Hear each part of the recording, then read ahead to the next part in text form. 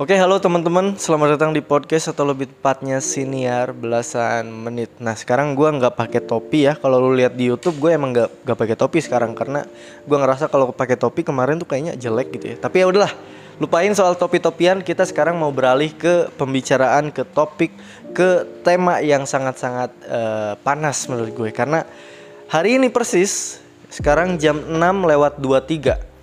Beberapa jam lagi kita akan melawan tim nasional dari negara Irak, yang mana mereka kayak mempercundangi kita gitu, kayak mereka melihat kita tuh kayak nggak ada apa-apa. Dan tentu kita sebagai warga negara Indonesia yang baik, yang taat, kita kayak merasa terhina gitu karena katanya mereka mau pakai pemain cadangan lah, katanya mereka mau pakai pemain-pemain yang jarang dipakai lah. Karena apa? Karena mereka tahu kita nggak sekuat yang kita kira. Mereka tahu kita adalah tim nasional yang lemah, jadi mereka pakai pemain yang cadangan, kata mereka. Kita dengar itu sakit hati, jujur aja sakit hati. Tapi kita harus memahami, kita harus mempelajari tentang hal itu juga gitu. Kita harus buka mata, buka hati, buka pikiran kalau memang ternyata timnas Indonesia itu nggak sebaik yang kita kira, nggak sekuat yang kita kira, nggak sehebat yang kita kira.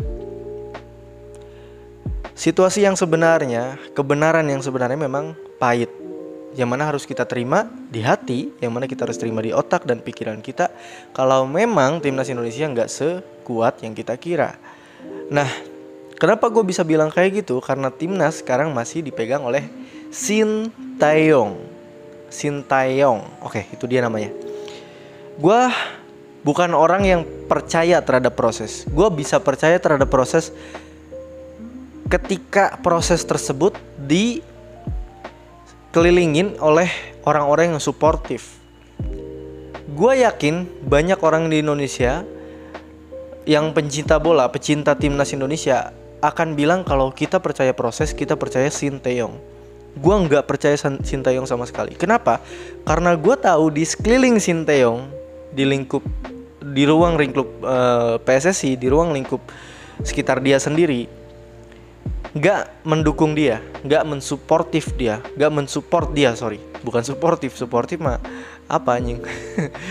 Yang mana gue bisa bilang kalau Sintayong ini, gue bisa akuin apa yang dia jalanin bagus lah. Tapi ada satu kata-kata yang bisa gue perdebatin tentang Sintayong ini. Dia pernah bilang, kita ini levelnya bukan di AFF. Ini pernah gue jadiin episode di siniar belasan menit di YouTube dan di Noise Spotify juga ada, lu bisa dengerin. Nah, dia pernah bilang itu tadi, kita ini timnas Indonesia ini levelnya bukan di AFF lagi. Kita atau gue atau dia bilang nyebut gue gitu ya. Saya punya level di AFC. AFC tingkatannya jauh lebih tinggi daripada AFF. Gue ingetin sekali lagi, AFC tingkatannya jauh lebih tinggi daripada AFF. Oke? Mungkin ada Asia mungkin jauh lebih tinggi, mungkin jauh lebih tinggi lagi ada Piala Dunia gitu. Tapi dia bilang kita ini levelnya di AFC. Gue ingetin sekali lagi, AFC tingkatannya jauh lebih tinggi daripada AFF. Karena AFF cuma beberapa belas tim dari beberapa negara. Kalau AFC kan banyak ya negaranya.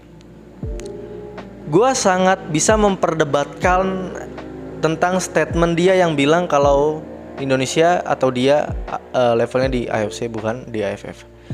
Kenapa?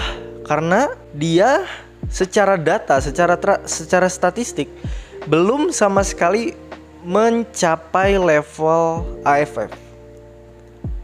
Karena dia belum bisa menjuarai AFF sama sekali. Beberapa tahun di Indonesia dia pegang timnas, belum pernah satu kali pun dia membawa timnas Indonesia untuk bisa juara di kompetisi atau turnamen AFF. Kok bisa? Dia udah bilang dia udah di level AFC, tapi dia belum ngebantai AFF. Kok bisa? Harusnya bayi Bayi, lu tahu bayi kan? Bayi yang baru lahir, boro-boro bisa ngerangkak. Dia masih bisa nyusu di ibunya gitu. Terus dia bisa ngerangkak. Terus dia bisa jalan dikit-dikit walaupun terpatah-patah gitu. Terus dia bisa jalan pada akhirnya. Terus dia bisa tumbuh pada akhirnya. Terus dia bisa nyari kerja dan segala macam gitu. Nah, ini bayi baru lahir gitu kasarnya ya. Bayi baru lahir. Terus dia bilang, ini bayi ajaib. Ini bayi udah bisa jalan di waktu 2 bulan dia baru lahir. Ini bayi umurnya 2 bulan tapi dia udah bisa jalan. Gue yakin itu. Dia bilang kayak gitu. Gak logis, gak rasional menurut gue kalau lu bilang lu ada di level AFC tapi di AFF aja sekecil AFF masih belum bisa ngejuarain gitu. Maksud gue udah pernah bilang ini, kalau lu levelnya di AFC, ya lu bantailah Thailand anjing. Thailand yang biasanya ngalahin lu bantai itu 7-0, 8-0, 10-0 sekalian. Karena lu tahu level lu bukan di situ. Itu sudut pandang yang gua pikirkan beberapa hari lalu. Sekarang kita lawan timnas Irak beberapa jam lagi. Sekarang kita bisa lawan timnas Irak. Pencapaiannya gue bisa bilang bagus lah ya, karena dia bisa akhirnya masuk ke zona kualifikasi atau zona apa tuh di Piala Asia. Intinya dia gabung di Jepang, di negara Jepang, di grup Jepang, terus Irak, terus Vietnam dan Thailand kalau nggak salah, atau apa tuh. Intinya di grup yang cukup neraka gitu. Sekarang kita ada di posisi ini, bagus menurut gue, tapi lagi-lagi kita harus berlapang dada, kita harus menerima kalau Indonesia belum sekuat itu. Bahkan yang paling gue aneh adalah para pemain yang ada di timnas sekarang, menurut gue aneh gitu. Ada yang nyomot dari luar lah, dijadiin naturalisasi. Buset, negara Indonesia kayak negara naturalisasi anjing. Semua hampir beberapa tuh, ada beberapa manusia yang jadi pesepak bola di timnas Indonesia itu adalah naturalisasi pada akhirnya. Pemain lokalnya gitu-gitu aja yang diambil. Dan gue cukup menyesalkan akan hal tersebut. Apalagi Dedik Setiawan itu selalu dipanggil. Gue gak tahu kenapa pelatih sekelas Sinteyong bisa ngambil Dedik Setiawan terus menerus. Dan apakah dia percaya proses? Tentu aja gue bisa bilang dia percaya proses. Tapi it's a bullshit. Prediksi gue, malam ini timnas Indonesia mungkin akan bisa kalah secara memalukan. Prediksi gue malam ini Indonesia akan kalah secara memalukan. 4-0, 5-0, 6-0 mungkin bisa aja. Mungkin Indonesia akan dapat gol hiburan, 1 gol, 2 gol mungkin udah cukup. Tapi tentu aja prediksi gue akan bisa bilang timnas Indonesia akan kalah pada akhirnya dengan memalukan. Ya itu aja untuk hari ini.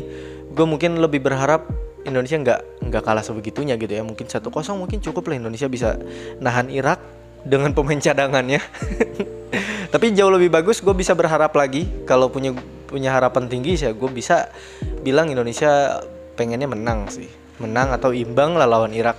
Realistis, nggak ada salahnya untuk bisa berharap kalau Indonesia bisa menang lawan timnas Irak. Oke, itu aja untuk hari ini. Kita akan ketemu lagi di next episode dari podcast, atau lebih tepatnya Siniar Belasan Menit. Ciao ciao.